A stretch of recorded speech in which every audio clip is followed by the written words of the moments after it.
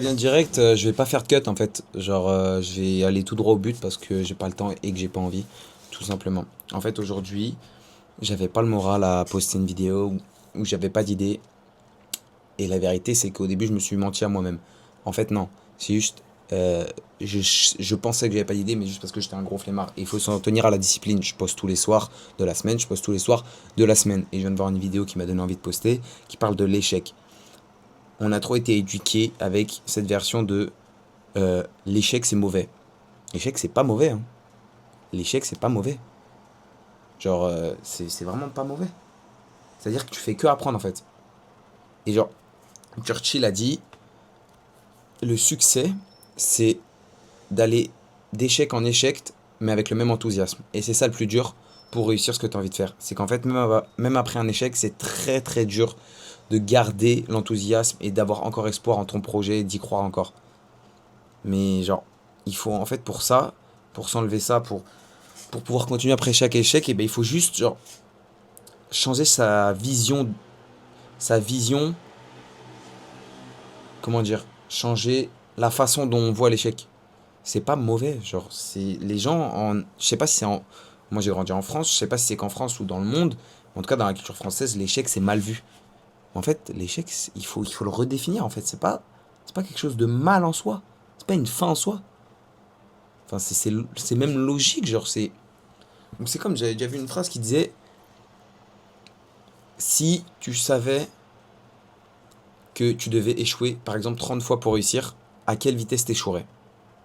Si tu savais, si on te dit, il y a un génie, il arrive, il te dit, vas-y, tu dois échouer 35 fois et à la 36e fois, c'est bon, t'as réussi ta vie. Mais frérot, à la vitesse à laquelle je vais échouer, hein, je vais échouer le plus vite possible. En fait, c'est logique. Donc, quand on dit échouer le plus vite possible, c'est surtout, ça veut dire en fait essayer tout. Enfin, pas essayer tout, mais essayer en fait, vraiment faire ce que tu dois, ce que tu as envie de faire. Ça marche pas, tant pis. Genre, ça se trouve, ça va te rediriger quelque part. En fait, c'est jamais mauvais. C'est jamais mauvais. Tant que tu fais le bien autour de toi. Donc, redéfinissez dans votre tête la définition de l'échec. C'est genre rien. Et en plus, tu peux tellement relativiser. Et je dis ça parce que là, ça va, mais en vrai, quand il y a des coups de moins bien et que il y a un truc que tu voulais qui marche du fond de ton cœur, un projet qui te tient à cœur et qui marche pas, là, c'est très très dur d'y croire. Mais comme ça, cette vidéo, elle pourra me servir à moi aussi. Et j'espère qu'elle te servira à toi aussi. Mais elle me servira à moi aussi. Je pourrais la regarder en me disant, ok, j'ai eu ces paroles-là. Bah, c'est que j'y crois. Donc, tu vois, je peux pas faire semblant.